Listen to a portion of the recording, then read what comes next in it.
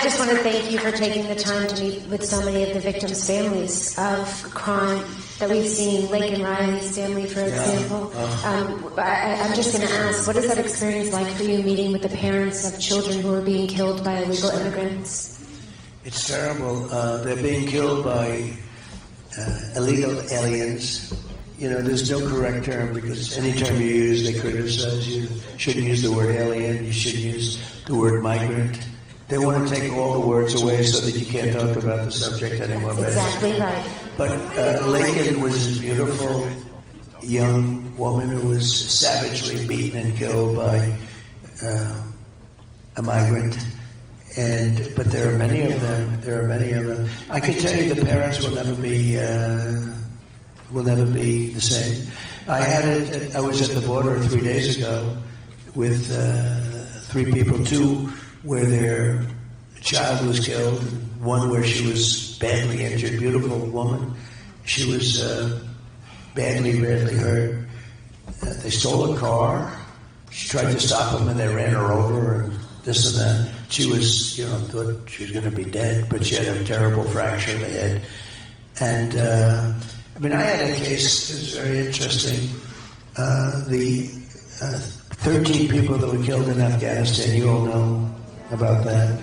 That was grossly incompetent. Getting out was fine because I was going to get out. I would have been out before them, but we had an election that happened. But we would have been out with dignity and strength. We would have taken the military out last. First, they took the military out first. But they had 13 people killed, and I got to know many of the families of the 13. It was a terrible, tragic thing. None of them should have died. Those people were essentially killed by a stupid administration that didn't know what they're doing, and bad generals like Milley, who was a bad general. And, nobody was fired. It was the most incompetent. I think it's the most embarrassing moment in the history of our country, the way it happened. Remember the planes taking off and people falling off the planes. Many people fell to their death. They were hanging onto the wings. They probably thought they could take the plane and fly on the plane, and they didn't realize the plane's going 500 miles an hour. And they fell off at 3,000 feet. That's 3 times the height of the Empire State Building. They fell off. They started falling off, and then they all were off. And a lot of people, but it was a horrible, horrible moment. But you had 13 people killed, many people badly injured, meaning no legs. We had one, no arm, no legs, and the arm that was left was battered. Face was badly hurt. And these are people, this is just horrible casualties. But I got to know the people, and I felt very badly, and they viewed me as their president, frankly. And I don't want to do anything about it. I don't want to say that, but they viewed me. And I everybody knew because it was covered, but not covered like the press should cover it. The press doesn't talk about bad things.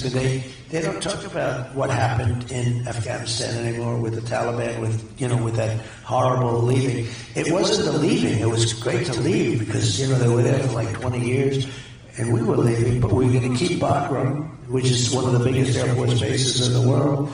And we were keeping it not because of Afghanistan, but because of China, because it was 1 hour away from where China makes its nuclear weapons. So we were keeping that. And it would have been fine, but it was time now to turn it over. Despite the threat to democracy, I did turn that over. I didn't say, they said, he'll never give it over. These people are crazy. They're crazy. But anyway, so I gave it over, and then they took over. And I didn't have anybody killed in Afghanistan for 18 months. I had a long talk with the head of the Taliban, who's really the boss. And his name is Abdul. And I said, Abdul, don't do it. You don't do it. And he said, but why, sir? Why do you send me a picture of my home? Abdul, you'll have to figure that one out. He went, but why do you send me a picture of my home, Your Excellency? Call me Your Excellency. And he was fine. Look, I said, you can't hit any. They had snipers that were killing our people. Our wonderful soldiers, snipers from a long distance. And we didn't lose one person in 18 months. And then we had this catastrophe happen, which should have never happened. We had them in good shape, but we had to get out. It's ridiculous that we were there. And we left $85 billion worth of equipment. You know, they became brand new equipment too. Equipment that I bought. They left brand new goggles, tanks, planes. We left it there instead of taking it out. I remember when Milley told me, General Milley, he's one of the woke guys, you know, he was saying, you know all about him, he's bad general. But he was saying, sure, I think we should leave the equipment behind. I said, why? Because I was talking about getting out. And I was going to get out. I brought it down to the number of men, but we had to keep Bagram. You got to keep the Air Force, the big base. Built many years ago for billions and billions of dollars. They said, sir, we should leave the equipment behind. Why? Well, it's much less expensive. I said, wait a minute. We got a $150 million airplane, and we could fill it up with a little gas, a tank of airplane fuel, and fly it to Pakistan or fly it all the way back home. You think it's cheaper to leave it? And it's a new plane? You think it's cheaper? You think it's cheaper to leave Army tanks where we can put them in a trailer and take them? Yes, sir. It's cheaper. I said, this guy is really bad. It's true. And that's when I lost total respect for the guy. I didn't have a lot because, you know, you never got good news. I want people with his good news, you know? Like the general I used to knock out I knocked out 100% of ISIS. It was supposed to take 5 years. It took about 4 weeks, right? We have a great military. I had a great general in charge of that, and he knocked the hell out of him. He said, sir, I can do it in about 4 weeks. I said, why didn't they do it before? Sir, they didn't want to really fight. They wanted to be politically correct, sure. But it was amazing. We have, I just say to this room, we have a great military. And our real military is not going to be woke. You couldn't convince them to be woke if you screwed at them all day for the next 10 years.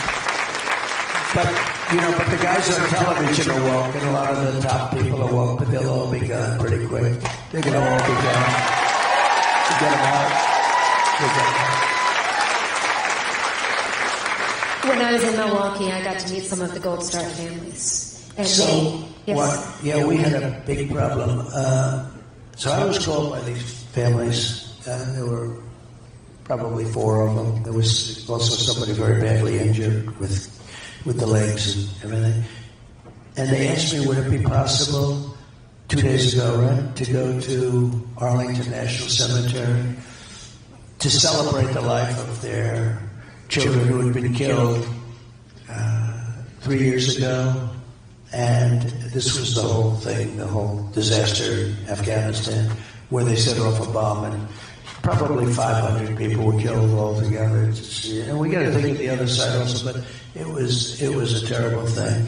But we lost 13 soldiers. We had 45 soldiers that were really badly hurt too. Nobody ever talks. You ever notice somebody loses their leg or both legs or their arm? In one case, an arm and 2 legs, and nobody ever talks about them. They talk about, because we have to remember that those people are, nobody ever talks about them. And we had some people that were horrifically injured. Anyway, they called and they said, sir, would you be able to come? Now, I got to know them because I have a place in Bedminster, New Jersey, which is a spectacular place. And they wanted to know whether they like New Jersey. New Jersey is good. New Jersey is some of the most beautiful things. But, so this is a beautiful place. And I had most of the families there about a year and a half ago. And they all wanted to know whether or not I'd be showing up. I didn't know if I could. And when I heard they were there, I went out and I saw them. And they thought I was going to stay for 5 minutes or 10 minutes, shake everyone's hand and leave. I ended up staying with them like for 4.5 hours. We listened to music up with the members. We're on this beautiful deck overlooking everything. And you're looking at the sky, great food, a very luxurious place. I mean, beautiful.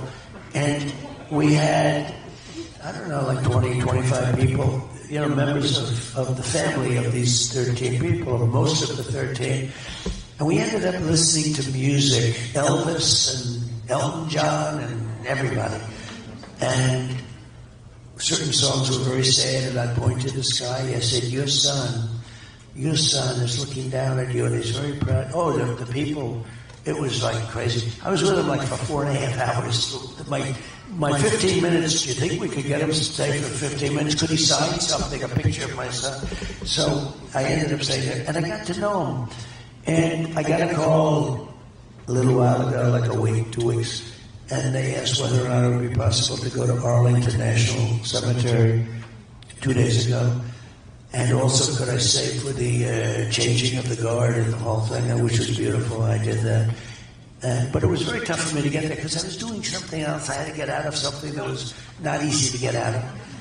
And I did that, and I did the changing, and then they said, could you come with us to the graves, which is quite a bit away. You know, you had to go into cars and go into, through the cemetery, beautiful Arlington Cemetery. And I did that, and I was getting absolutely killed because they're calling me. They're saying, sir, we got a lot of people waiting. I said, don't worry about it. Let them wait. And I did it. And they're looking at the graves, and they're explaining. One of the mothers was saying, and I've had this a lot, actually.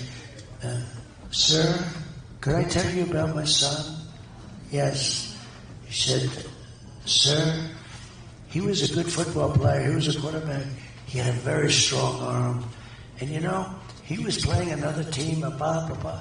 And it was a long story, and I just listened to it because I saw it was like therapy. She was so proud of him. Oh, they loved you so much, President Trump. They had such wonderful things to say about you when we spoke. So we really appreciate it. It was so good. But just a bit, so they said, sir, could you take some pictures with us at the graves of our child? And, the child, because the child may be 22 or 24, but that's their child, right? They're not saying at the grave of the man. There's nothing political or anything. This was their child. This was their baby. Could you take a picture with it? And these people are dentists. These people can never, ever be the same. And it was all because of Biden, okay? Folks, I'll get in trouble. I don't care.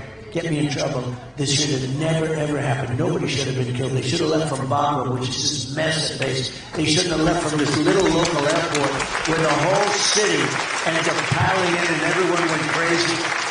And by the way, they shouldn't have taken the military out first.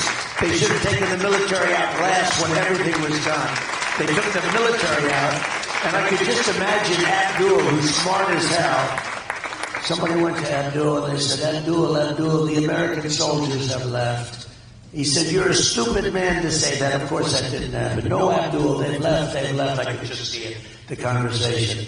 Then he found out they left. He said, I can't believe it. And once they left, they had a field day. What they did to us was incredible. But they kept everything. But thanks. So the people were coming up to me and said, sir, could I have a picture of you at the grave of my son? I said, absolutely. I would love to do that. So the whole family gathered around. We had the beautiful, stone, the marble with the name of the soldier on. Shouldn't have been on it because they shouldn't have been dead. And we took pictures at the different grave sites. And that was it. It was beautiful. And they were all crying. Everybody was crying. It was very sad. They're terrible. It's even worse when there was no reason for it to happen. It makes it even worse. It's one thing, it's a war. But here's the thing. It shouldn't have happened. Just incompetent. It was the most embarrassing day in the history of our country, but it shouldn't have happened. And these kids shouldn't have been dead. And the 45 people that were so badly hurt, and frankly, the 300 people, mostly civilians from the other side, they shouldn't have been dead. Just a grossly incompetent group of people. So, thank you for respecting our dead, Mr. President. Thank you very much. Thank you. Just to finish, thank you very much. Appreciate it. So, but just to finish. So I took pictures. I said to people, should I tell this story? I told the story once today. I said, should I tell it? Because I think it's a terrible thing. So I stood with the mothers, fathers, sometimes both, sometimes a sister. There was a sister, beautiful sister, who also had some difficulty because of a war injury. But I stood with different people over different graves and took pictures. I didn't want to take pictures, but I wanted to take them if they wanted to take them. And the former president of the United States is with them. They're very happy about that, as happy as they can be, because they'll never be happy. And I took pictures, and that was it. And I left, and we said goodbye, and it was beautiful, actually. And then I get a call that night, sir, we're getting a complaint from the White House that you used the soldiers for publicity pictures and for public relations. And I said, I can't believe it. And I said, I can't believe it.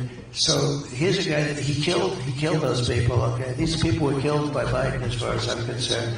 And then I get a call, and I'm taking pictures. These are pictures with parents, etc., and sisters, brothers, people that are laying in the ground right there, shouldn't be dead. And I get a call, and I actually get a lot of bad publicity. They said President Trump spent time at Arlington National Cemetery taking pictures of things. It's just so disgusting. And I'll tell you, if you haven't noticed, I get a lot of publicity. I don't need that publicity. I don't need that publicity. It doesn't. I get a lot. I get too much. I'd like to have half the publicity. I want to hire a PR person to get me half the publicity, all right? But that's not really what you hire PR people for. But I just thought it was such a terrible thing.